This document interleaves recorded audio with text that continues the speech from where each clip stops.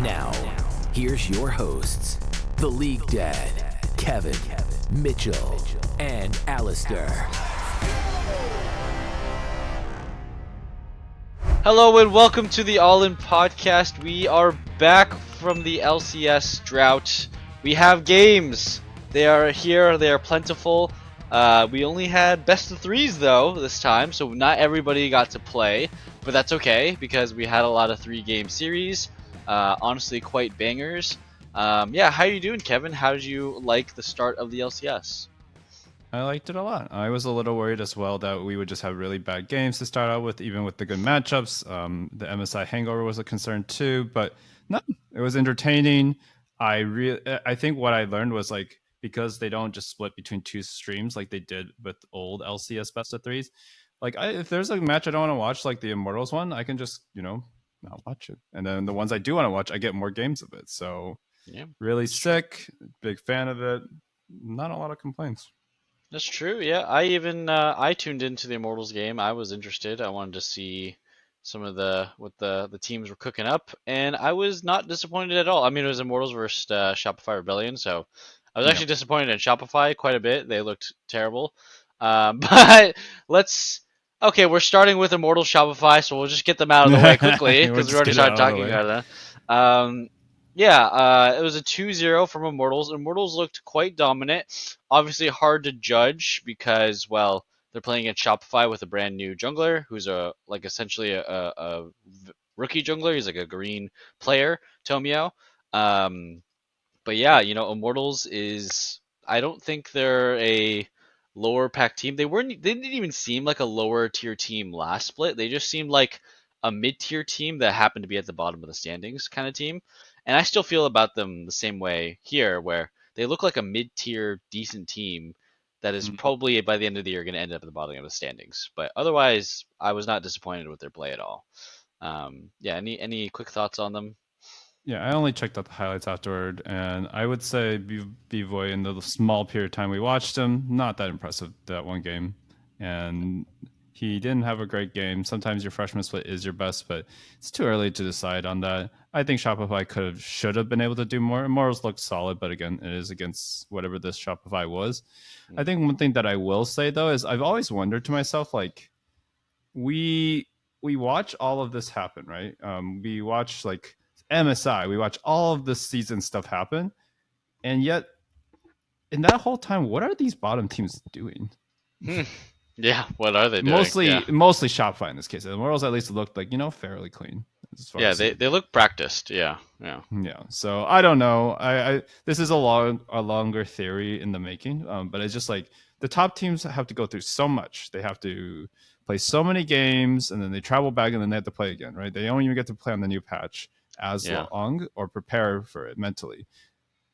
And so the bottom teams, when they start the season, not even looking good. That's actually concerning to me. But whatever. Yeah, I mean, let's be real. Shopify got completely blasted by the next bad team. This is the only team that Shopify could reasonably beat, and they got completely blasted. Yeah, what are they Mm-hmm. doing? They don't look practiced at all. They don't look like they've been playing together. How much solo queue have these guys been playing? How many scrims? I mean, it's honestly, if we're gonna be a little direct and harsh about it, right? It's like it's the players combined with the org, right? You could argue that hey, the org sucks, so maybe they weren't putting together scrims, they couldn't organize, but at least individually, players, if they are good, they should look good even on a bad Yes. team, right? Because they're very practiced, right? Like let's say Insanity. He's like, damn, my team, my org, they're not practicing, we're not getting together. Well, I'm going to grind. I'm going to play a ton of solo queue. I'm going to open up my champion pool. I'm gonna do like try to find people to do 1v1s or something like that. And everybody just looked kind of lost, and no big plays were being made, no mechanical, magic. It's Immortals, right? There's tons of mistakes that Immortals could make for you to take advantage of, and we didn't see any of it. But that's Shopify. Tomio, honestly, he was actually quite entertaining in the pros episode. I actually like that. He was funny, but he was funny in the way where I was like, yeah, you're funny to like laugh and joke around with and meme at, but like all of his jokes were basically him and his team being the butt of the joke and how they suck. And I was like, it's a bummer because it's true. And now it's not like there's always going to be pretty shitty. Like I'm from Michigan, so we have the Lions, and until Hmm. recently, they've been in the butt of lots of jokes. That's okay, but it does feel like you got to have a little bit more personality than we're losers. Yeah, I mean, it it's just it was like the first time talking to the guy, so he was just trying to have a good time. So I don't blame him too much for it, but True, true. I do like it would have been different or interesting to hear him maybe be frustrated and like aggravated and have like a lot of drive and try to like Yep. hype himself up or something, right? Because like, yeah, it's pros, it's supposed to be entertaining, supposed to show your personality, but you just lost a 2-0 series to Immortals. I would have come in and be like, yeah, I'm like, hey, I'm here. I'm going to talk to myself. I'm pretty pissed though. Just let you know, I wish we won. Our team sucks. Blah blah. Like I don't know. Would have been Yeah, I interesting to hear liked it that. when it was like they have a chip on their shoulder. It was like the old NRG squad, and they were like, when everyone doubts us, or even the Yeah. Golden Guardians with Licorice on his comeback run, right? Yeah, or like even Team Liquid last split, right? Where once they finally beat FlyQuest, they clearly had a lot of things to explain, kind of about how it was nice to take down FlyQuest and how they Yeah. constantly talking shit. Like, so I want to see a bit more of that from Shopify because let's be honest, like we have to think about these bottom teams more because we're moving to 6 teams next split. Like this is happening in 6 months or That less, is true. right? This is their last trial essentially. Shopify And could be gone, right? And this is not what we don't want to see. This is not what we like to see. So, sorry to the viewers for focusing so much on Immortals versus Shopify, but hey, it's important, right? These are important teams that are gonna be making the news next year, next split. All right, but let's move on and let's talk about our reigning champions versus the reigning runner-ups. It's Team Liquid versus FlyQuest. This was actually quite a fun series. I'm so glad it went to 3 games. I'm really glad that FlyQuest like didn't fully tilt after that game one, because holy cow, that was a very close game one. It was like you can feel the MSI hangover a bit, where it was not super clean, but it was indeed action packed. No vegan gaming in this series. Yeah, give me not your at thoughts on all. TL versus FlyQuest. Yeah, I think it was a great series to start off the first best of three in a long time, right? In like 6, 7 years. Yeah, It was fun. It was back and forth. It truly shows like why best of three is more satisfying because you yeah, once that's over, we're not like question mark who's good, who's not, right? We're like, oh, Team Liquid is probably in this moment better than FlyQuest. yeah. I also think that it's really interesting how different inspired style looks. He Mm-hmm. looked like he wanted to play carry pretty much every game. Mm-hmm. Uh, Probably was part of the friction between him and Jensen. If we had to just very armchair analyst speculate, I mean, like Yeah, he played Garthus, like what? yeah. So I not exactly convinced in how good he is, but he definitely in terms of on those characters, but he definitely had that feel of like I'm the best player. I need to hard carry these guys. Yeah. Um, so that was interesting. And besides that, dude, okay, this is just my own personal thing because I don't expect anything of Meech and You mean Masu? Ayla Masu. Uh, Masu and Buzio? why am I getting mixed up? Yes. But I do you remember if anything happened from Whippo this series? I almost forgot he was in it. You mean Buppo? Oh, I mean Whippo, yes, the top laner. Buppo, the top laner, he was running it down on set. I remember that. It was the worst Uh, R5 set I've seen in a while. That was pretty bad. Oh, he looked good on Skarner, the most broken champion. He clearly played the broken champion. he's I don't know, clearly his played it rumble was, before. yeah, his rumble was pretty bad in game one, honestly. It was pretty irrelevant. He does not seem like a rumble player to me, so pretty I bad think series from Buppo. that's my Yeah. issue. I think as we get further and further, like I think he's still a good player, but he when it comes to metas, he's very feast or famine, like Yeah, more he so is. than any top laner in the league. And so, like, wouldn't you rather have like a general sniper at that point if you're gonna have someone who's feast or famine? I don't know. He was very underwhelming as someone who does have a good opinion of Whippo and also inspired. I think, despite it being kind of a banger of a series in a Clown Yeah. Fiesta at the same time, which is my equivalent of a banger, I Yeah. do think that the FlyQuest hyper carries who got their team, didn't really get to do much, and also mixed results from their new guy. Um, Yep. I think Quad had a terrible early game, and then he started showing up, and then got caught. And I think that's Yeah. kind of what is expected of him. But Yeah. I mean, Quad and APA, they were kind of duking it out quite a bit. I feel like they were definitely skirmishing and fighting a lot. This is actually funny. I don't know if you did you catch Downwan versus T1 last night? only one game, and then it was Okay. too late.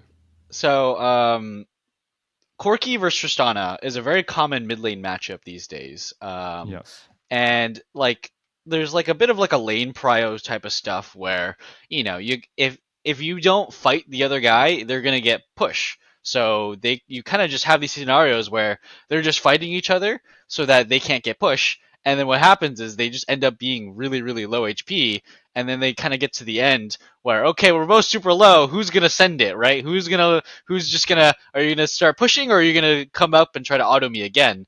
And so that kept happening between Quad and APA, especially in the game two. And a lot of low health bars starting from the very beginning of lane. But what's funny about this scenario is I saw it in the APA and Quad initially, and then I saw the final form in Faker versus Showmaker, where starting level one, Faker and Showmaker are just right clicking each other, right? Faker's on Corki, he starts E, he starts right clicking Showmaker. Showmaker is on Tristana, starts E, starts right clicking Corki. And they both get to 1 HP, and then I think they're still level 1, and Faker just walks up to Showmaker and starts autoing him and be like, I'm not going to give you push, not going to let you touch the wave. And Faker, they just right click each other until one of them dies, and Faker dies. Like, it was the funniest level 1 scenario. I was like, that's ridiculous. Like, you just sent it. You're like, I'm going to right click this guy, and one of us is going to die. So I just think it's funny that this is the matchup, and that's like kind of how people have decided you're supposed to play it, right? You just walk up and right click and hope you win. And we saw that from Quad and APA, and I think it's fun. I like that. I do think ADCs and mid lane are kind of aids, honestly, but we have them. We got to deal with it. It's just Um, not Malzahar aids. it's true. It's true. At least, yeah, no one's canceling it today. So I thought that was fun. I also to comment on the Karthus actually from Inspired. I actually think it's a really good pick. So, Oh, I think uh, so too. Yeah. yeah. So I think more people should play it. I think it's way better than Nidalee. Oh my God, is Nidalee garbage? Unless you're Canyon or like Lucid or something, Nidalee's not it. I don't think Nidalee's like she's so okay. Like I think a lot of people are gonna say like she's really bad or she's terrible. I don't think she's bad. I think she's very mid. I think she's good at what she does, but she's not OG like older Nidalee where she was so good at what she does that you could carry a game just from early game domination, right? So I don't like the Nidalee. Nidalee is probably going to be something we're going to talk about more as we go to the other series because there was a lot of Nidalee. I think she has not won a single game in the LCS. She got picked a lot this weekend. So if you want an AP damage jungler and you want to carry and you can't really dominate the enemy jungler like as Karthus, but you can counter jungle the crap out of the enemy jungler, right?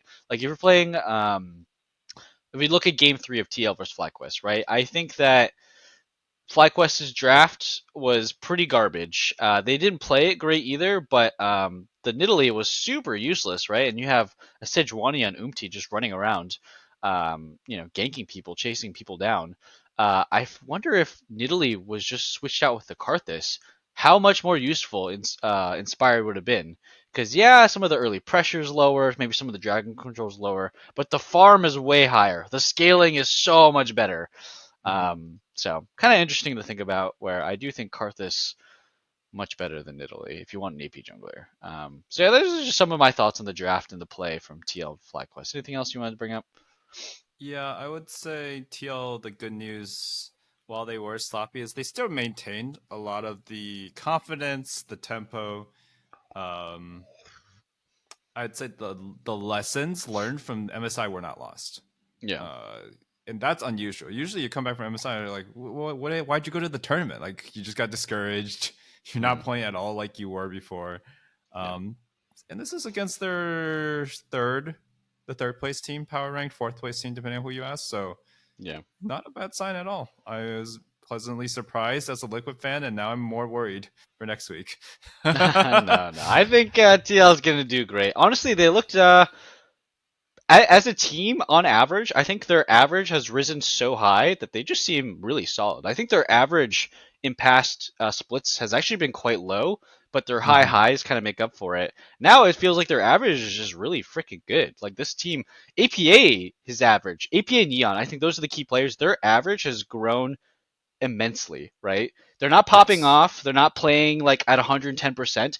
They're playing a normal regular season game and they look really, really good, right? So I felt that from APA and Neon. They seem very, very reliable, especially I think APA was struggling really, really badly in Spring Split, and he didn't really start to come into fruition until the second half of playoffs in Spring Split. But this first series, most of MSI, he's just been on. He's just been good. He's just been solid every single game. Not no big mistakes. A lot of good Yeah. carry potential. Just really solid. So big turnaround from him. And it seems weird to like think about it, right? But this is a big turnaround just from this year, honestly. So yeah, good for APA and Yon. Yeah, and then that's TL versus FlyQuest. FlyQuest, honestly, Masu, Buzio were pretty invisible this series. They weren't terrible, but they were playing a lot of Senna lanes, and I think they got the Varus, Leona, and Buzio was doing a bit of running it down. Unfortunate. It seems like against good teams or high stakes matches, Buzio has a tendency to run it down. Was not different in this series. He looked pretty poor. In quad, I don't know. Could you see any difference from Jensen? He looked like just a nervous, yeah, rookie kind of thing. I could not see too much brilliance from the quad, but hey, he wasn't terrible. He wasn't awful, so maybe he'll I've seen show up. worse debuts, so I agree with you. Yeah, definitely better than Quid's debut, that's for sure. And then Quid turned out to be pretty good, right? So all right, let's move on. Let's talk about. Ooh, yeah, this is a good one. Cloud9 versus Dignitas. This was actually a pretty fun series to watch. I'll just let you give some of your first thoughts, and then I'll talk about it because I talked a lot just now. Yeah, I would say Cloud versus Dig kind of went how I expected in the sense that Dig was really competitive.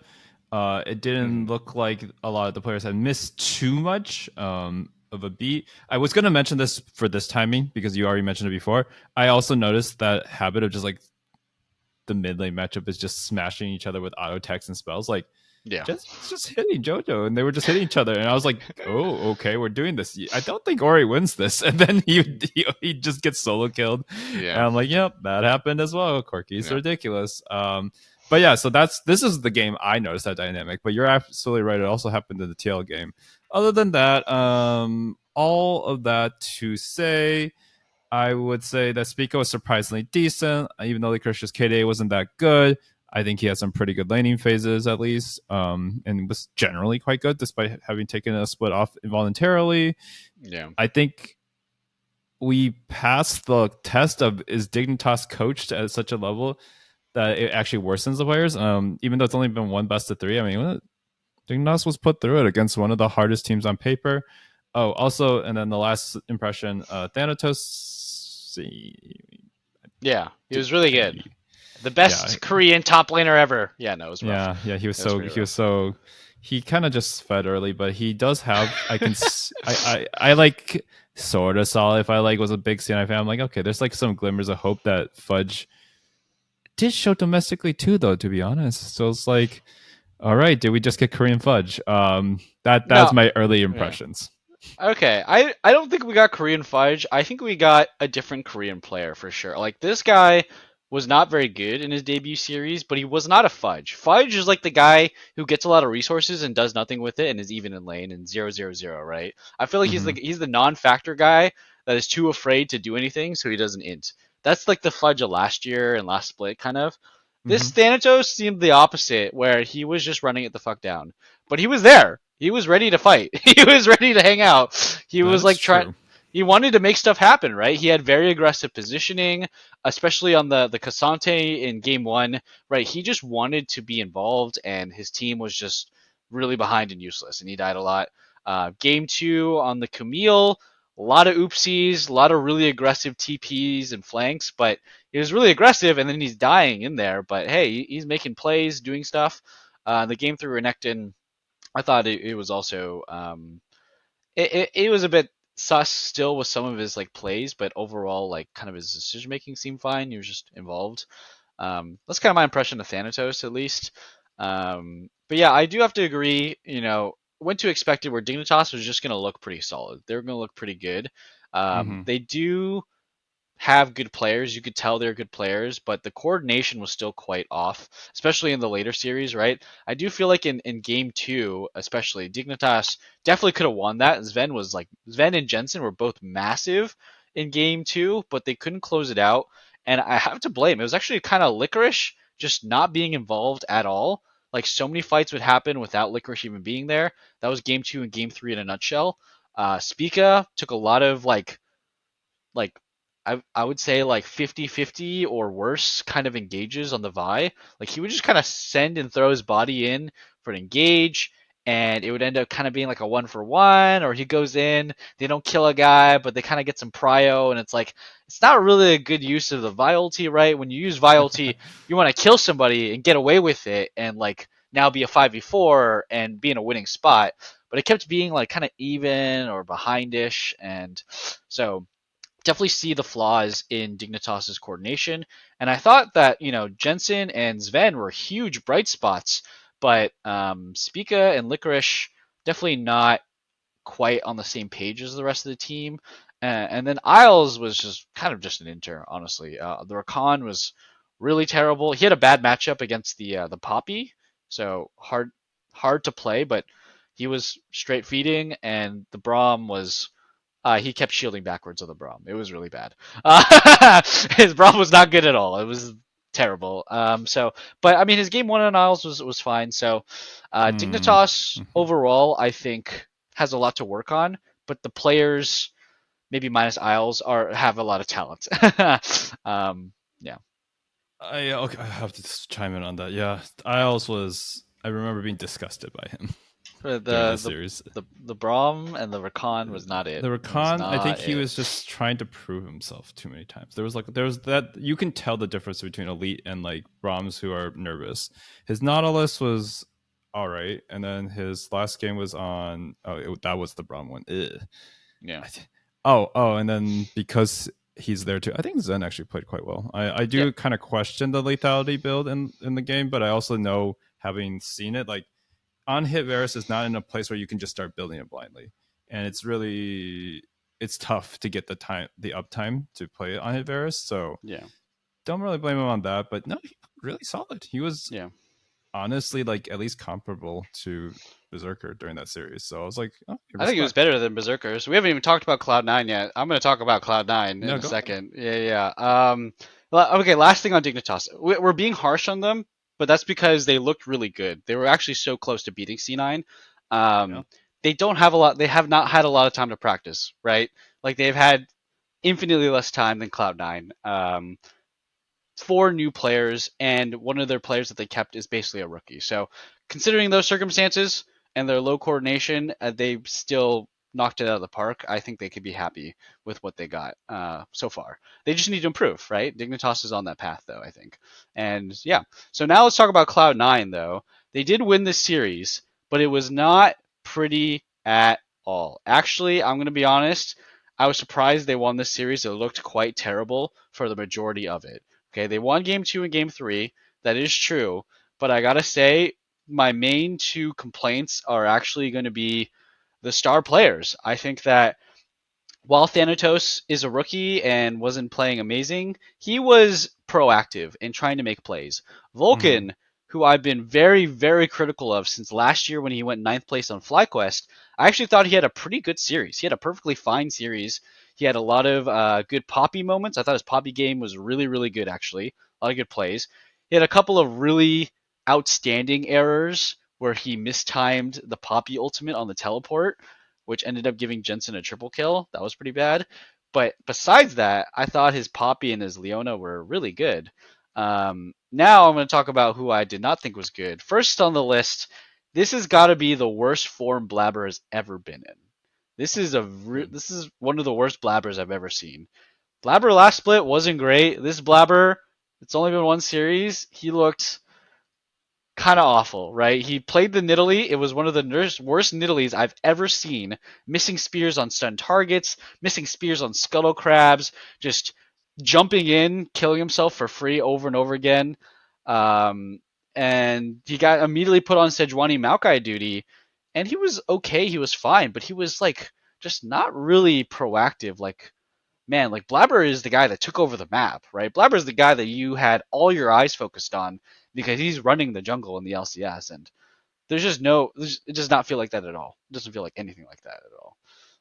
Any comments on Blabber? I would absolutely agree on that. I think that he wasn't very decisive throughout the series. I feel like his pathing was off. And like we said last season, right? Like, oh, it is just a stagnant team that there was like they're a super team, but Blabber just looks like average, right? And I was like, oh, maybe it's just adapting to JoJo's style versus Jensen versus whatever the Korean dude who was in the mid lane before the was named. Oh, you mean Eminos? MNS, thank you. Yeah. All of those excuses, right? But like it's just been a while since we've seen like genius play superstar Blabber consistently come out. And I think to me, I agree. I think he was not impressive. More importantly than that, even is like he not only wasn't impressive, he just I don't know. There wasn't like any of the spark. Like when he picks Nidalee and in a meta where like they've buffed Nidalee so that she has more utility on her E, right? So she's more consistent even if you have a beta. He just looked useless. He was completely useless the whole time. He could have DC'd that game, and it would It have would been have been maybe better his if he benefit, DC'd because he right? fed over 7 kills. Yeah. He went 1-7-5 for reference, guys. So it was truly a magical moment. And you guys know that I'm like a historic Blabber hater, but like Yeah. for a while now, I was like, you gotta respect him, and he has been around so long. He should he does get a little bit more leeway now. He earns it. Yeah. Yeah. But eventually, like this is the franchise player of C9, and Yeah. it's strange to me that I thought the downside was because Fudge was there. Personally, I for a long time have been covering because of Fudge, and it could still just be because Thanatos is new, but the most important parts of the things that are make Blabber a strong jungler, which is his really good clear times and generally very smart jungling nowadays. Like he knows how to path in a way that's greedy, but not so greedy that will lose you the game. And I didn't see that. I mean, nowadays, yeah, he used to be known for like the 1v night highlight reel plays, Like back in 2021, 2022, this guy was racking up MVPs, dominating junglers on carry picks. Yeah, it's just it's just fallen to the wayside to Sejuani Maokai, right? You can pick Karthus, Nidalee, you can pick damage junglers like Xin Zhao and Vi, you can pick Kindred. We're seeing it all over the world, and he only looks good on Sejuani Maokai, right? I just something's lost. Something's a little. He's been playing for a really long time, right? He debuted in 2018, so. Oh my Uh, gosh, are we doing the old age talk for him? Are we? I actually do think so. Yeah, No, I this is know what it's late just so strange stage though. LCS pros. This is late stage LCS pros. This is like what happens, right? Bjergsen goes from having the most massive champion pool, picking anything and everything, melee assassins, mages, carries, support champions, to fucking just he can't even play Silas. He plays Ari and Oriana only, right? Like this is what happens to our best pros in the late stage of their careers is their champion pool shrink, their roles and identities in the game shrink, and they can really Mm, only do like one or two things. It's sad, but it doesn't feel like he's growing or improving or developing as a player. And that's why there's a rumor, actually. I don't know if you heard this rumor, but I have no rumors. C9 in the off season, in the mid season or whatever, there was an option to get Tarzan as their jungler and Perks as their top laner. They almost signed that. They didn't sign that, thank God. Mostly the Perks part. Perks of the top laner I would have not been down for. That guy is mega washed. But Tarzan as their jungler, right? They're actually I think that's the first time in a long time we've heard of C9 considering swapping out their jungler. So I don't think. um Yeah, wait. When's the last time we ever heard even a rumor? Like it's never been in the cards, as far as I can yeah. tell. right? Everybody wants Blabber even, right? I'm sure most teams would want a Blabber, but nowadays, maybe his name is falling apart a little bit. Yeah, let's move on though. I mean, Blabber's still one of NA's goats. He's got so many MVPs. If anybody could turn it around, we've said this about other top players, and we'll keep saying it. But he can still like win LCS. He can still get MVP this play. It's only one series, but it's just not looking good. It's just trending downwards, it seems. But he can turn it around. It's totally up to him to turn it around and trend upwards again. Absolutely. Um, to finish up with C9, I'm not going to harp too much on them because maybe they're still adjusting, right? Or maybe I don't know. They shouldn't be still adjusting. But JoJo, honestly, looked pretty bad. Like he had some really good Talia performances in game 3, but in game 1 and game 2, the guy was just straight up inting. He was like a negative factor a lot of times, right? There was one pivotal moment that made me think like JoJo's like got his brain turned off. I mean, it wasn't even like it was that bad of a game, but the one moment that really put me in a sour mood was JoJo was pathing to mid lane to defend against a Dignitas push, and he Uh-huh. decided, and then Jensen on Hui decides to put the little W thing down on the ground, or the E, this snare thing that if you walk through it snares you, right? The vision bubble. Yep. And JoJo, he could have pathed around the Raptor pit to safely go there. He just decides to path right through it with Blabber and everybody. He gets CC'd and stunned. He gets a huge Hui combo, and then for absolutely no reason, three of them die, right? Three of them die defending mid turret because they had greedy pathing. Maybe it's not all JoJo's fault, but he's the one who started it, right? He walked into the Hui Sentinel thing, and I was just like, bro, like, is your like lock in, like, wake up, man, time to get in the game. Like, that seems like a really stupid way to lose your mid tower and give away 3 kills to Dignitas. So I don't know if you remember that play, but I was absolutely Vaguely. disgusted. Yeah, I I want to believe that JoJo can be good, but again, I also think that when your jungler is not doing well, you can't look, you just can't look good, and vice versa. So they're yeah, probably both hurting each other's play right now, and I don't yeah. know why. I think this I team don't should know be either. incredible. It should be. Yeah. It's hard. It sounds like we're nitpicking JoJo and Blabber. Well, okay, we were not nitpicking Blabber, but we're like I'm nitpicking JoJo a little bit, but it's like he's supposed to be like the best. He's supposed to be like insanely good, and he has been for 80% of his career. And it's been rough. So Berserker once again just doesn't. He's just not him anymore, right? Like he was him for like 2 years straight. Like he was just the guy. I just don't feel like that. Like he's just a bit inty, right? He likes to flash in for almost nothing. He likes to ult, nothing happens. Like especially on the Zeri and the Kaisa, it just felt like he would just kind of ulted and go in. The Kaisa honestly was fine. I take that back actually, but the Zeri game 2. What did he play game 1? Okay, it was the Kaisa in game 1 too, the game 1 as well.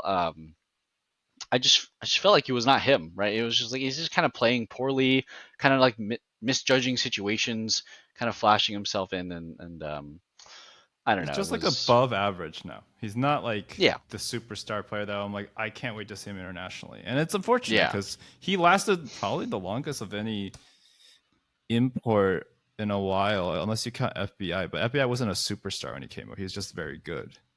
yeah. No, he was the import that kept that import sort of Korean status for like 2 years straight, where it's like every game he plays in, he's potential to 1v9. He can go god mode. And it felt like that. Like especially on the Yep. Zeri, right?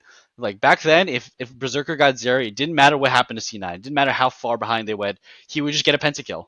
And it does not feel like that at all. It feels the exact opposite. It just feels like he's like almost a ticking time bomb where I felt like in especially game 2, I was just waiting for him to run it down because he had so many aggressive E's and jumps that looked super sus that he wouldn't get anything.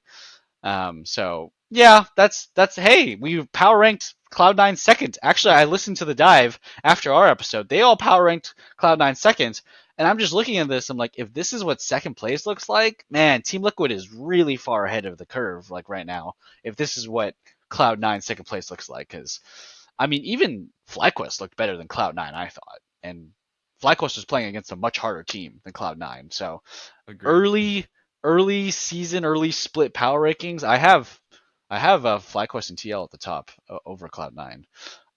So yeah, that's them. We want them to improve. This is one of our super teams that has a lot of our favorite players on it, right? Jojo, Blabber, Berserker. These are some of my like favorite players, and they're starting to not be. So I don't like that. Okay, let's move on. Let's move on. Let's talk about 100 Thieves versus NRG. This is the only 2-0 match of the weekend. It was very one-sided. It was could have been a 1-0. Could have been an email, honestly. Could have been an emailed the series. Yeah. That's so funny. It's kind of fucked. It's true though. Yeah, give me some of your thoughts on 100 Thieves versus NRG. I would say that NRG, you guys saw me. I put them in my top 4. I was like, yeah, I think they could be pretty good, actually. I think this is their comeback. That was just terrible. What have Yeah. they been doing? They were just so uninspired. Again, they just did nothing. And Yeah. and I say they, like, very literally. The whole team, barring like maybe a moment or two, like looked like they did not know how to play League of Legends. Yeah. I don't. The Kuhi experiment has failed. I guess. Yeah. Like we don't talk about this much anymore because they're not in the limelight. But like ever since he's joined, like for some reason, he's been a stud. Every other team he's joined has been a huge upgrade when Kuhi joined. And this Yep. one, I felt nothing. I was Yeah. just like watching him, like these guys. Like, how could these guys be the guys who like gave us hope and did everything to like beat G2, go to Yep. semifinals for the first time in a long time, Yeah. and just be like all the washed up pros would be giving us like something to cheer for. I saw none of them, and so really disappointing. Yeah. Frankly, It is. depressing. It was a really rough series to watch if you're an NRG fan, or if you're even a fan of any of these players. Because I mean, at least game one was at least somewhat competitive, but like it was still just an uncoordinated mess. Like I think this is an interesting team because all he did was switch Huhi for Ignar, right? Or Ignar for Huhi, Yep, and that's it. I think a lot of people in the preseason and postseason would just be like, yeah, they seem interchangeable. Seems like a side grade or an upgrade, right? Huhi was great in Golden Guardians. Ignar was great on, NRG, and both have long histories. They're both Korean. They're both support. I mean, it just felt like a natural thing to switch up, and they are not interchangeable at all, I guess, because Ignar brought something to this team that I think Huhi and Ignar, God, they have such similar careers too, right? Huhi, unexpected MSI final appearance, right? Ignar, unexpected misfits, almost beating SKT in their prime, sort of stuff, right? And joining these middle pack teams and bringing them all the way to the top, right? Huhi joining 100 Thieves and Golden Guardians, bringing them to the top or almost to the top.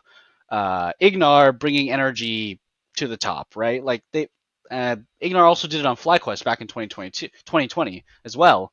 And Um, EG for a little bit, but yeah. yeah, like they have very similar careers. They actually have similar play styles, it seems.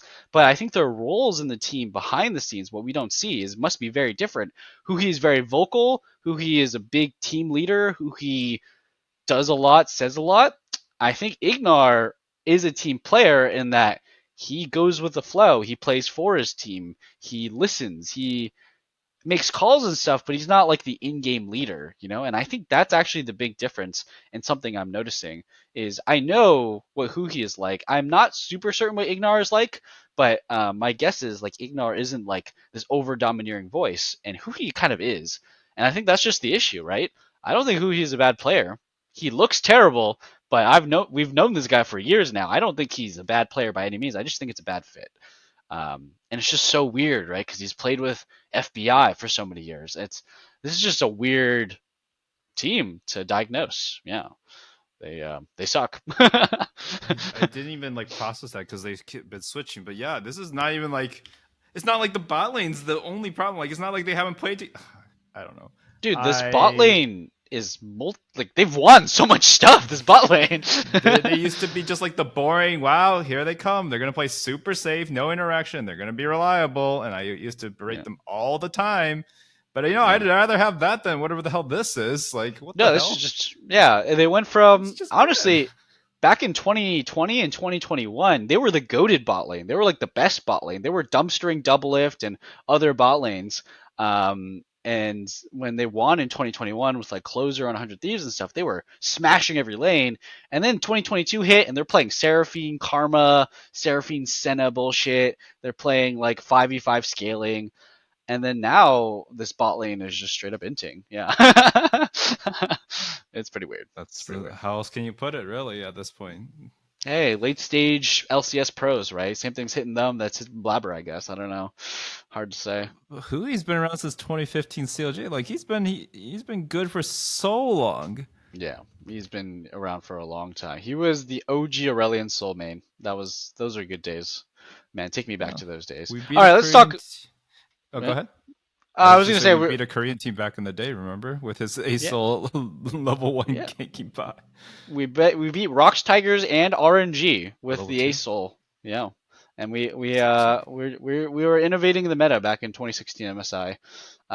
Yeah, but let's move on from energy. Mm-hmm. You know, let's talk about 100 Thieves. They should be the focus of this conversation, but honestly, there's not a lot to say because they just looked damn good, right? They just looked really solid. Hey, not looking too shabby, right? I didn't hear any other analysts put 100 Thieves in their top 3. I did. We'll see if it pans out, but they That's looked true. freaking clean, dude. I think Quid is saying, "Hey, one MVP is not enough for me. He wants a second one because he was popping the hell off this series. He only died a single time. So really insane stuff from Quid. Um, they just look like the best jungle mid duo in the entire league by a large margin so far, at least. We haven't seen every team, so can't judge too soon. But that's awesome. Other than that, like really not much to comment besides they look really coordinated. Really coordinated. I got a peek into their comms with a little mic check. Super clean, super calm, super clear. They just seem like a very well-oiled machine so far.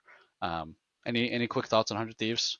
Yeah, my quick thoughts are like, yeah, I agree with the jungle mid comment. I honestly thought they would be weaker. I already said I thought they were a one split wonder sort of thing because they had a lot of unstable parts of the roster. But gotta give a lot of props to Quid. His Ezreal especially comes to mind, like decision making, positioning, going to that Baron pit, getting the quadra. I was like, holy shit, Yeah, this guy's trying to get another MVP. This yeah, is the same thought crossed my mind. I was like, okay, all right, respect. This guy is not scared of anything, and no, he knows he's a good player.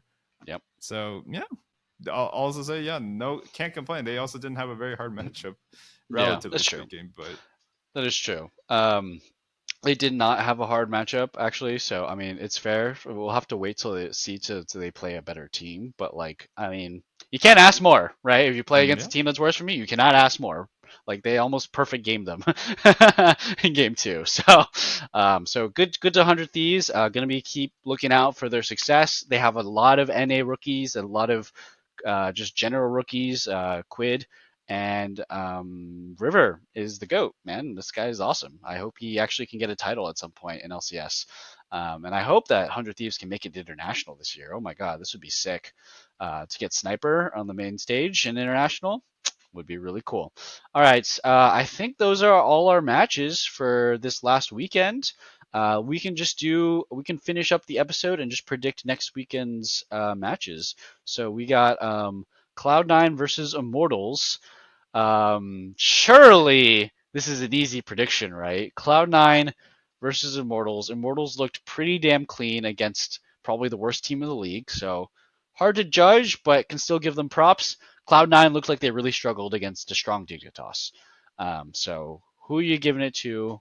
Give me a little bit of analysis.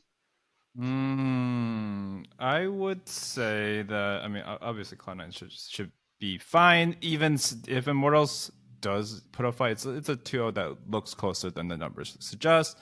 Still, I think the gap is too big there. There's like strong fight only happens if you have the firepower to really win the late game too. Meanwhile, 100 Thieves Dignitas, ooh, I think this is the closest match maybe in the league, like currently with their Okay. power levels. And I would give it to, I'll give it to 100 Thieves. They look Okay. even hotter. even though Yeah. I think Dignitas had a great showing. 100 Thieves like looks like, I mean, they might just be second place if they can keep playing at that level. But Yeah. again, energy's not that strong. But I can't complain. There's nothing to complain about their performance. Yeah. All right. Yeah, I'm gonna go. I'm gonna go Immortals. Immortals 2-0'd Cloud9 last split. I don't know if you remember that, They but did. They they did. did. They Yes. 2-0'd Cloud9 last split. It was during their collapse, and it caused them to get rid of their top laner. But they don't look any better, and they have a new rookie top laner. And Blabber and JoJo look worse than they did last split. I'm gonna give it to Immortals. Immortals actually looks good fundamentally. Okay, and it's Armal, so it's Armal vs Blabber, El Clasico, the usual NA goats facing off against each other as usual. The usual I'm gonna give it to beating. him. Yeah. I'm gonna give it to Immortals. Okay, and here's the caveat. Okay, it's Okay. Cloud9 is ego heavy. Okay, I do not think that if Cloud9 played at 100%, they would beat Immortals. But I would bet money that there's no world where Cloud9 actually plays at 100%. They just don't do that. They just don't play 100% against bad teams. They've never done that, actually. As an org, they don't really do that stuff. They drop games to bad teams, and I don't think Immortals is even that bad of a team, but they have a bad name, and they have, like, historically bad players on their team, right? Like Armau's historically one of the worst junglers in LCS to have a perennial career. And I just think they're gonna Quite the win, man. title, but yes, I agree. Yeah, yeah. I think Tactical The and worst to Olay. ever do it. Yeah. Perennial worst jungler career. But I think Tactical and Olay are much better than Berserker and Vulcan right now. Like much better. I think Tactical and Olay are actually one of the better bot lanes in the league. Like they're pretty good. They would compete with the best in LCS has to offer. And yeah, I'm gonna go with that. I Armao, man, like if he sticks to the game plan, I think that's better than what Blabber has to show right now. Because Blabber has no game plan, dude. That dude is just I don't know, on vacation. Castle and Mask, unproven still, right? We've had a split to see them. They have their ups and downs, but they are clearly practiced. They are on the same page with their team. Like these are not like ego centric Korean imports. They seem like they're fully bought in to play with their team. And I like that. I'm actually hyped about these guys because of that. I don't like it when Korean imports come in and they think they're better and they kind of like to play their own thing, do their own thing, and yeah, they pop off, but they don't really feel like they're part of the team. I actually feel like Castle and Mask fully feel integrated to the team, and I can't say that about Thanatos or JoJo at all. So that's my reasoning. Is it good reasoning? I think it's okay. I think it's If you're solid, right, I but mean, it's one of the wildest predictions I've heard in a while. So I'll give you props if you're right. hey, none of us predicted Cloud9 to lose to Immortals. Like, literally, you go to last split. Yeah, Cloud9 is going to beat Immortals 1-0. We can move on. Let's not talk about it. Oh, shit. Yeah. Immortals beat Well, Cloud9 again. and then, well, yeah. Well, the first time I was like, well, that's not going to happen again. Second, I was Yeah. like, wait a minute. Wait a minute. Immortals undefeated against Cloud9? Yeah. So there's that. Okay, and then what are we doing? 100 Thieves or Dignitas? Oh, yeah, I'm going 100 Thieves as well. I'm agreeing with you. Oh, I All didn't give right. my score. Immortals 2-0. Yep. Yeah. I think if it ever goes to 3 games, Cloud9 wins. So, um, 2-0. like Okay. if Immortals wins game 1 and C9 wins game 2, I'm betting on C9 game 3 or vice versa. Like if it's games 3, I think C9 wins. But if it's 2 games, I think Immortals takes it. Yeah. And then 100 Thieves versus Dignitas. I'm gonna go 2-100 Thieves. I think it's gonna be a banger. I think it's gonna be a fat banger, right? Both these teams like to fight. They like to party, dude. They like to throw down. They're not gonna let anything go, and they're gonna contest lots of stuff. So I'm excited for that one. All right, let's move on to the next weekend. FlyQuest versus NRG. Go ahead, give me some of your thoughts It and should still be predictions. FlyQuest. I do think NRG could still end the split strong, but again, I can't look at last week and be like, yeah, man, NRG's back. It's just not that would be delusional to say, right? So Yeah, I'll give it to FlyQuest. I think it's a 2-0. NRG just I'll start voting. I'm so ready to vote for them, but they have to yeah, show me a spark. I see literally no hope. And then yeah, yeah. They, Team Liquid Shopify 2-0. Team Liquid. Yeah. Okay. I mean I'm that one I don't. There's no way you can cook a reasonable explanation out of that one. I mean, I'd like to see you try, I but like to see you try. Well, I was thinking about it. I was like, what can I say? A challenge, huh? No, no.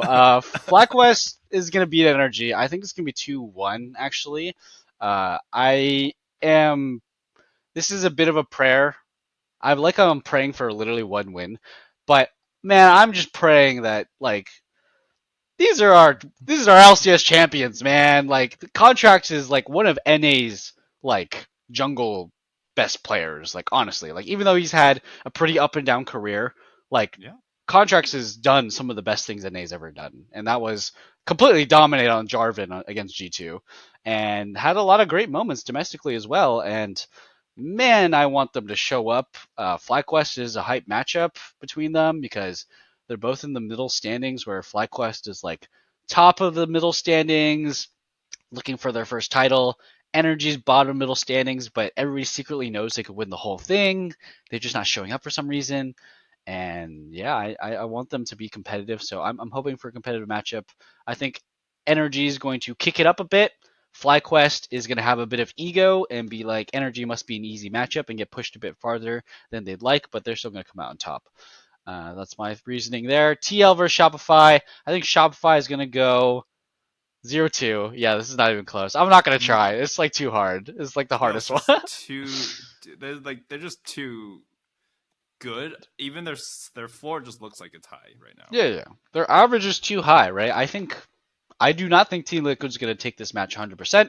I think they're going to make plenty of mistakes. It could even accidentally go to a 2-1, but they're never going to actually drop the series. I just don't think it's possible against Shopify. What I'm hoping for from Shopify is you just see some coordination. They were dead fish in the water against Immortals. It looked real. It sucked. It was bad to It watch. sucked. It There's we nothing else to don't say. It we sucked. don't yeah we don't want a dead best of three, man. And that was almost a dead best of three for them. So let's pick it up. Let's lock in. Let's focus. Let's stop picking the Nidalee, right? And let's get some plays. Let's push against TL, the number one our reigning champions. So yeah, that's gonna do it for the predictions for next week. Yeah, that's kind of LCS week one in a nutshell. Pretty solid review, I'd like to say. I hope so. I mean, let us know what you think in the comments. But yeah, any last things you want to talk about LCS or esports, League of Legends in general? Yeah, so lots of content. So as you mentioned, pros is still back. Yep. The Talk Your Split, the new skit that they're doing, where the first one I watched at least was between Sven and Jan, and they actually talked about the Mm. time where that famous moment when Sven just like didn't shake Jan's hand, and he's like, he Oh and he like yeah. I won't spoil the whole thing because you guys should go check it out. But he did Yeah. admit, he's like, dude, I don't know why I did that. And then Jan's like, I didn't. And then Jan was just like, I didn't care. Like I was like, man, Sven's a good player. Like, oh, whatever, man. Like it Hey, was yeah. very funny. It was so great to get that insight. And what I will say to tag on to this is someone mentioned this on Reddit, and I really thought about it because I was watching LEC beforehand as well. Mm. I actually think LCS is just killing it in content right now, and I think LEC is kind of stagnant post Quickshot era, Yep. even with Quickshot. But like, it just feels like, why would I watch LEC when LCS is more entertaining? And that's kind Yep. of crazy to think about. If I you thought yep. about 4 years ago, 3 years ago, right, when it was so LEC was doing all the cool stuff.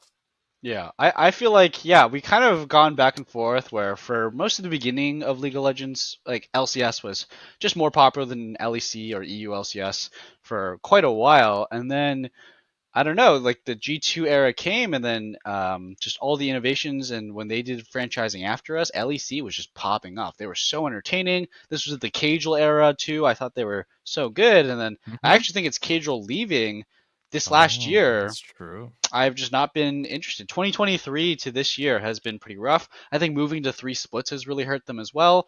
Obviously, it's going to help them a lot because they'll be used to it come next year when we do have a global three splits. But I have to wholeheartedly agree with you. LCS in terms of content feels way way better, and I think it's content is way way better for LCS. But I think for personality wise, LEC is getting carried by their charismatic personalities in their players, right? I think Yankos, Caps, Mickey, Odoame's on the desk now, but like all their players are ready to talk trash.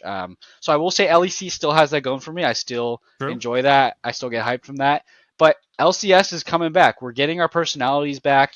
They're starting to talk, right? Sven should never leave the LCS. God, this guy is so entertaining. He's so good. Glad to have him back. I think he's what Inspired tries to be. And I think Zen is Yeah. just so much better at shit talking, but also being humble when he needs to, being entertaining. He's always got a content mind. Yeah. Meanwhile, did you see what Inspired said in that recent interview about him? Oh no, I missed it. No.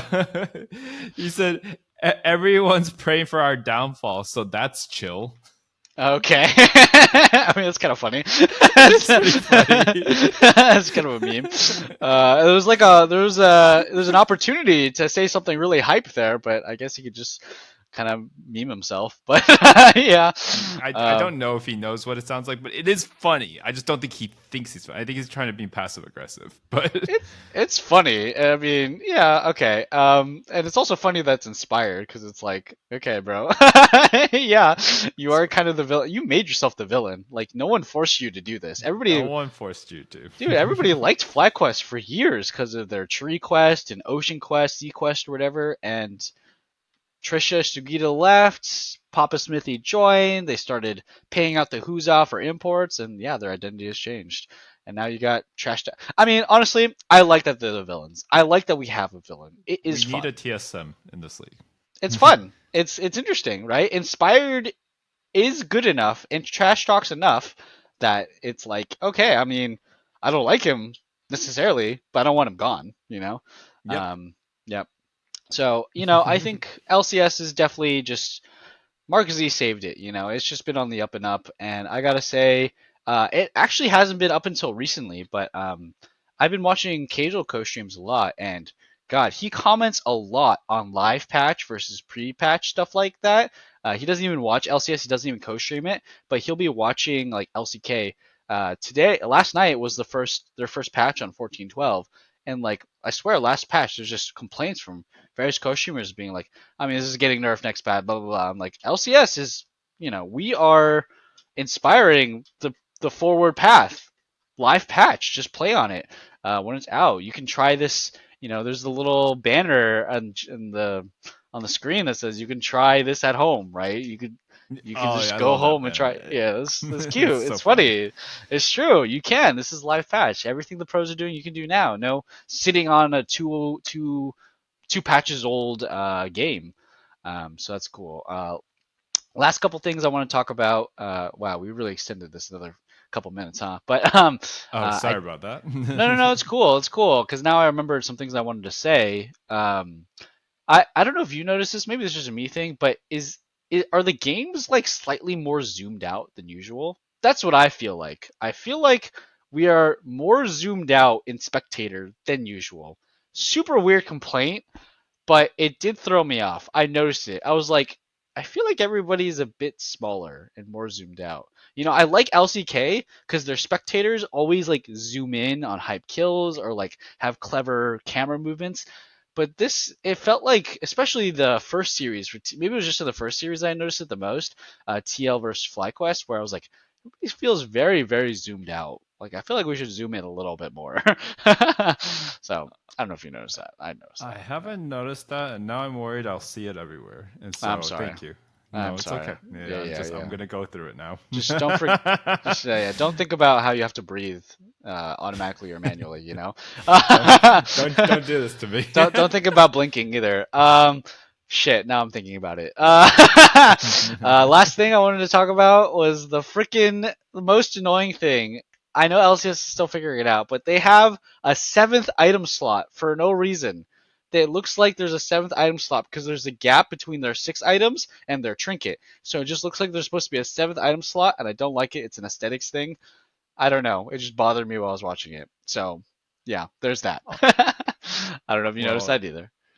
You're going to now. Shit, apparently. I guess I'm blind. Yeah, it's okay. I was like, you said, I was like, huh, is that true? Now I'll see it. Now you have to. Hey, Every maybe I'm couple lying. Maybe days. I'm trolling everybody right now, and you'll be looking for a non-existent seventh item slot. But I noticed it, and maybe I'm crazy, but I thought it was aesthetically unappealing. Yeah, I think. Oh, last thing I want to talk about. I forgot to do this in the previous episodes, but it was a little bit of ARAM. Just wrap up. Got any cool ARAM strats, tips, any new stuff you've been playing with the new patch, Yeah, new this items? is Yeah. related to other regions too, which we don't usually talk about. But Mm. please, if you're playing a tank, in a lot of scenarios, Warmogs is one of the best first items in the game right now. It Oh, yeah. got 250 flat health just thrown onto the same damn item from last half of the year. It Yeah. is just a good item. Like Yeah. if you're gonna build a heart steel, you need 100 stacks or basically 11 independent hits to equal Warmock's start point, and it Mm. has move speed, and it's unlimited health on a map you can't back in. Like, please just build it. It's the best Yeah. item, one of the best generalist items. There's like obviously good items for good scenarios. And I say all this because I've been playing Warmock's Renata since Renata release because she doesn't have good scaling, and so it's like one of the good items on her. Maybe not first, but eventually. Mm-hmm. And it was played in pro play. Ah, there you go. Yeah. They played support. Was it LCK or LEC? They played LCK. They played Mm-hmm. it as support, Yeah. and I was like, Uh, finally. So Warmogs is my big yap. If you haven't tried it before they take it away, yeah. uh, they haven't done it. They haven't done this yet, also. But please try Skarner. Just take Snowball, hit E backwards. Uh, yeah. It's funny. Broken. It's super broken. I It's love super it. broken. This dumbass Scorpion still not getting a patch out of his kit. Where if you start on the if he's facing you and you're just touching, like he's touching your butt even like of your character model. The second Yeah. he eases backwards, he just drags you all the way to the other side of him. It's broken. Yikes. It's Yeah. so much displacement. It's funny and he does a lot of damage. He's getting big nerfs in the next patch, but it's not affecting his E. So he's still going to be pretty Yeah. decent. Yeah, no, I wanna give my piece on Skarner. Mm-hmm. I his numbers are overtuned. Yes, he needs those nerfs, but also just his E and his ulti interactions need to get changed. Okay, this is what was wrong with Cassante. Like Cassante has had so many abusive interactions removed from his kit just in the last year and a half. And needs to happen to Skarner too. Let's be honest, right? He needs to have all of his stupid inseki bullshit removed, where he just flips you into the tower or turns you around when it doesn't seem like he should turn you around. Yeah, I gotta agree with that. You have fun with it, but honestly, I'm of the opinion if I see you playing Skarner, I do not. I judge you. You're not an let's honorable not league play. player. Let's not play together this Yeah. weekend. No, I don't play Skarner because he's broken. I don't believe in it. I don't believe in it. I refuse. I don't do it. I don't play it. So that's my take on that. Yeah, something I've been trying in ARAM that's been really fun is I'm an enchanter abuser. Okay, so there's the other side of the coin. I don't play Skarner, Okay. but I All abuse these enchanter. morals, and then he just comes out hot with that. Okay. Yeah, so Continue. it's a very fuzzy line. But what's that item called? The one that gives you that scales off your mana regen that gives you AP and healing and shield. I just forgot it. Encore. Dawn Core, yes. This item is so fun. Okay, its only flaw is it doesn't give ability haste, which sucks, but usually on enchanters you can find enough ability haste, right? You can go Jack of all trades, which has been really fun to kind of mess around with in ARAM. And also Legend Haste has been really fun to mess around with on enchanters. So one of my favorite things is to just go full CDR setup. So like if I'm playing Janna, I'll go Glacial with Jack of all trades, and then I'll go either Legend Haste with Presence of Mind, or I'll go Transcendence with like Gathering Storm, right? But I've been actually favoring the Presence of Mind and Legend Haste, and then Me too.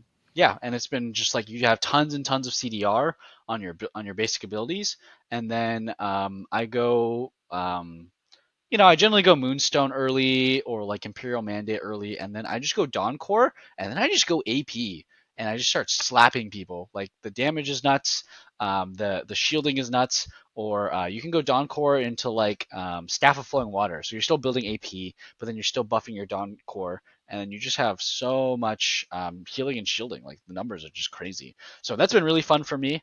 You can also do stuff like you can take like Font of Life, which got a big buff recently, and you can do Revitalize to boost your shielding. But I do think just getting more CDR is better.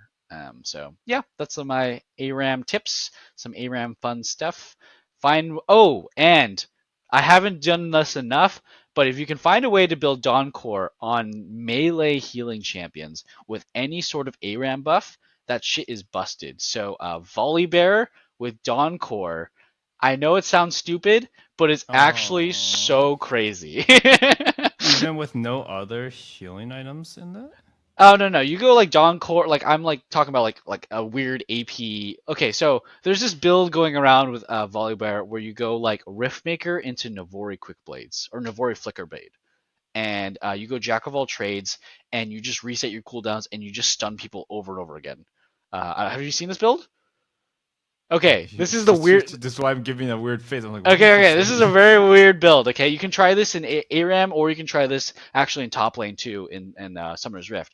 But you can do like Nashers or Riftmaker, and then you go like Navori Flickerblade, and then you can do Spirit Visage, and you can go Dawn Core, and you just like get a ton of ability haste from your Jack of all Mhm. trades, Right. and you have your auto attacks reduce your cooldowns because of Navori Flickerblade, and in 1v1 scenarios, you just stun people and W them over and over and over again. Like it's a really short cooldown. Like it's like Spear of Sojin Renekton, like the old G days, right? When you could just stun people over and over again, and you couldn't do anything about it. Yeah, it's pretty busted. It's really fun. Uh, okay, it's not busted because you're squishy. You get one shot. You get one tapped. But it is some of the most fun I've had playing. It's so silly. So yeah. I'm like still trying to wrap my head around. We'll talk offline. I'm like, Look it up, dude. Look it up. There's some crazy clips out there. Navori Flickerblade and Riftmaker Volleybear with Jack of all trades. Jack of all trades is what kind of ties it all together, I think, because you get all the stats from everywhere else, right? Um, yeah, and then right. It rewards you for having unique. Okay. yep. It's like, what does So Jack yeah, do? try Dawn Core on some melees, right? If you want, I'm sure you could probably make it work on like Silas or something, like something stupid, or like Lee Sin or something with like a bunch of shielding and healing. And then okay, this is the last ARAM tip. If your champion has any sort of ARAM damage buffs, and you can build Static Shiv, it's super broken combo because Static Shiv, it actually kind of sucks on a lot of ADCs because they have damage nerfs, right? So like Zeri is a good option because she actually does 105% damage, and then Static Shiv is really good on her, and the ARAM damage buffs the Static Shiv, and you can just like pentakill people, right? You see it all the time. Static Shiv kind of sucks on Sivir, even though there's a bunch of clips of people getting pentakills with Static Shiv on Sivir, but she does like 90% damage, so Hmm. 10% less damage on the Static Shiv. It's just really not as good, right? You kind of probably need Kraken. So those are things I've been thinking about. Tryndamere has been the one that I've been abusing the most with Static Shiv. He does 110% damage, or he does, or I think he used to. I'm not sure, Yeah. but He's still plus 10, minus 10 with like 35 healing or 30 healing now. something like that, 35. right? Yeah, Static Shiv slaps on him because he's got the 10% damage buff. It is really unfair because it's undodgeable AoE magic damage You from should a probably melee explain champion. to the audience how they changed Shiv from the old one. Okay, yeah. So Shiv, instead of just like being an energized passive where you just proc it and then you get the static shift proc that zaps everybody nearby, now you only proc it when you kill a unit and it zaps everybody no matter what, and then it can reset on kills. So it is in ARAM especially, it's a kind of a pentakill item where once you kill a champion or once you kill like a minion wave and then you keep getting kills on champions, right? You just get repeated static shift procs, and all of a sudden you've just racked up thousands of magic damage in a single team fight. So that's the new static shiv. I feel like it's very okay if you don't have any ARAM damage modifications, but if you do have ARAM damage modifiers, it's very good. It's like a really good item. So yeah, those are my ARAM tips that I've kind of come up with the new items. Yeah, any last ones? Nope. I think that's at least for this week. That's probably enough to share. And then when the new patch comes, I will try to cook up what's good from there Yeah. on. But Oh yeah. Yeah, we no, got a lot. that's it. We had a lot, we had a lot good stuff to share. Yeah. Last thing I want to try, I haven't really tried it yet. It's just Collector Yuntal. I was thinking about that. If you have ARAM damage buffs, and your Yuntal, the base damage will get buffed by your ARAM modifier. And I was thinking, oh yeah, bleed with Collector, kind of cool. Crit chance, you go, Collector, Yuntal, Infinity Edge, kind of seems good. Haven't tried it yet. That's the next thing on the list though. Yeah. All right. Well, that's LCS week 1. That's League of Legends. That's ARAM for us. Thank you for coming to our talk. Thank you, Kevin, for joining me on this. This has been our TED Talk. Yeah, this has been our TED Talk. Yes, thank you for all the listeners. I know there's not too many of you out there, but we appreciate all the ones that are out there. And I'm a bit bored these days, so I'm gonna try and push to get us some more views, more exposure, and see if we can pump some of our numbers up a little bit. But yeah, try not to be too toxic, and we'll see you on the next episode. Peace.